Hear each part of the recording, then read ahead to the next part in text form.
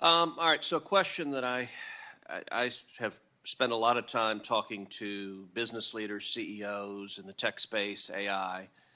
And one question that I've asked that I get different answers on, and I'm curious what the four of you say. How big a deal was DeepSeek? Is it a major, seismic, shocking development from China? Is it not that big a deal? Is it somewhere in between? And what's coming next? And let's each of the four of you. Not a huge deal. There are two things about DeepSeek. One is that they made a good open source model, and the other is that they made a consumer app that for the first time briefly surpassed ChatGPT as the most downloaded AI tool, maybe the most downloaded app overall.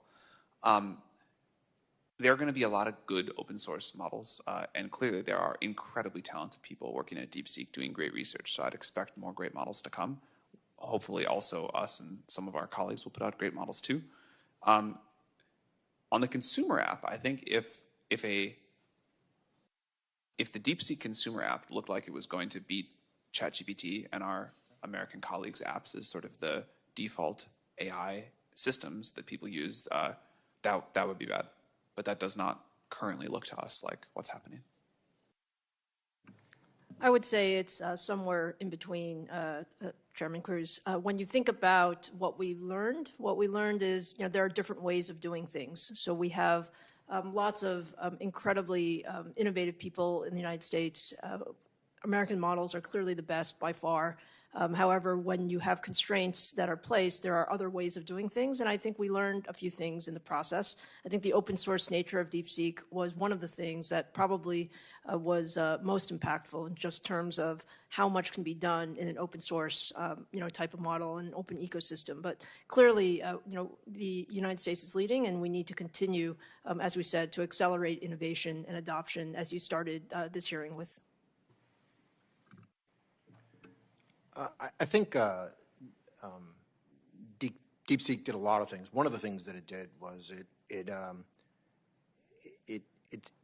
sort of raised the specter of China's AI capability to a much broader audience than was perhaps focused on it prior to that, right? And so you saw that kind of reverberate through the financial markets.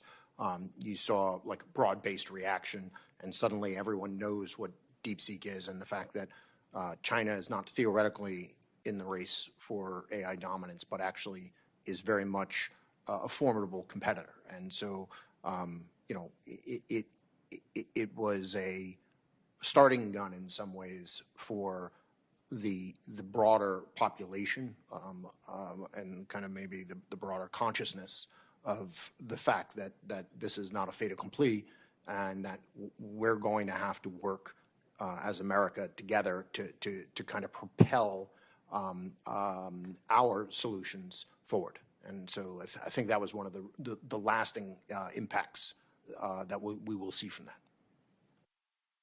I would say, like Lisa, that somewhere in between. It wasn't shocking. I mean, it was one of a number of startups that we were following in China that we saw as having the potential to be innovative in this space. I do think there's a really interesting and important point that constraints encourage innovation in other ways.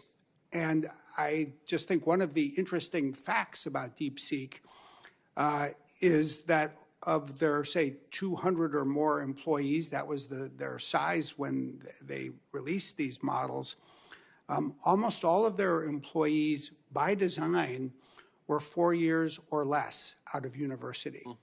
They wanted to hire people that would not bring to their work traditional ways of doing things. So the kids are taking over the world? They do, every generation. Related to that, were you finished with that, Mr. Smith? Related to that, we talked at the outset about the AI diffusion rule being rescinded, which I'm glad. I think it was a bad rule. I think it was overly complex. I think it put on a number of our trading partners unfair restrictions. And so I'm glad the president is rescinding it. That doesn't necessarily mean that there should be no restrictions, and there are a variety of views on what the rules should be concerning AI diffusion. NVIDIA has argued that we want American chips everywhere, even in China. Others have argued that we want to restrict at least the most advanced processors. I'm curious, each of the four of you, what do you think the rules should be, if anything, is to replace the AI diffusion rule? And Mr. Altman, we'll start with you. I also was glad to see that rescinded. I agree there will need to be some constraints, but I think if the sort of mental model is winning diffusion instead of stopping diffusion, that directionally seems right. That doesn't mean there's no guardrails. It doesn't mean we say, like, we're going to go build a bigger data center in some other country than the U.S. Our intention is to build our biggest and best data centers in the U.S., do training in the U.S., build the models here, have our core research here. But then we do want to build inference centers with our partners around the world, and we've been working with the U.S. government on that. I think that'll be good. To this point, that influence comes from people adopting U.S. products and services up and down the stack. Maybe most obviously if they're using ChatGPT versus DeepSeek, but also if they're using U.S. chips and U.S. data center technology and all of the amazing stuff Microsoft does. That's a win for us, and I think we should embrace that, but make sure that the most critical stuff, the creation of these models that will be so impactful, that should still happen here. Dr. Su? I think we would totally agree with the concept that some restrictions are necessary. This is a matter of national security as much as it is about AI diffusion. That being the case, we were happy to see the rescinding as well. And we view this as an opportunity to really simplify. Right at the end of the day, we've talked about the need to drive widespread adoption of our technology and our ecosystem. Simple rules that can be easily applied. That really allow our allies to protect our technology while still utilizing the best that the United States has to offer, I think is a good start in terms of where we're going. And again, this is an area where I think the devil's in the details, and it requires a lot of balance. And so from an industry standpoint, it's our job to put on the broader hat and work hand in hand with the administration and Congress to make our best recommendations so that it is a policy that has some stability as we go forward as well. Mm-hmm. Mr. Trader. So I'll echo what Sam and Lisa said, but national security is paramount. And then once you've addressed the limitations around national security, the opportunity to work with regulators to put together a regulatory framework beyond that makes a lot of sense. And the diffusion rule didn't allow us that opportunity to participate fully enough to feel like we were going to come away with what would be an optimal outcome at this point. Mr. Smith?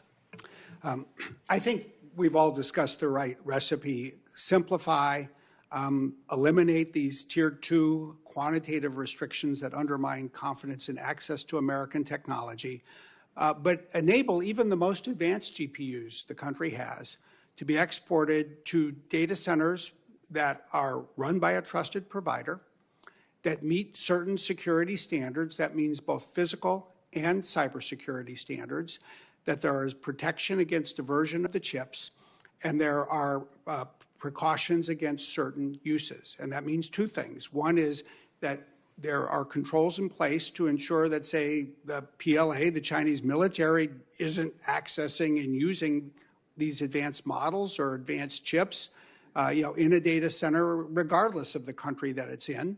And there are certain harmful uses that one should want to prohibit and preclude, like using a model to create the next that can be retained and can move forward, and that strikes the right balance.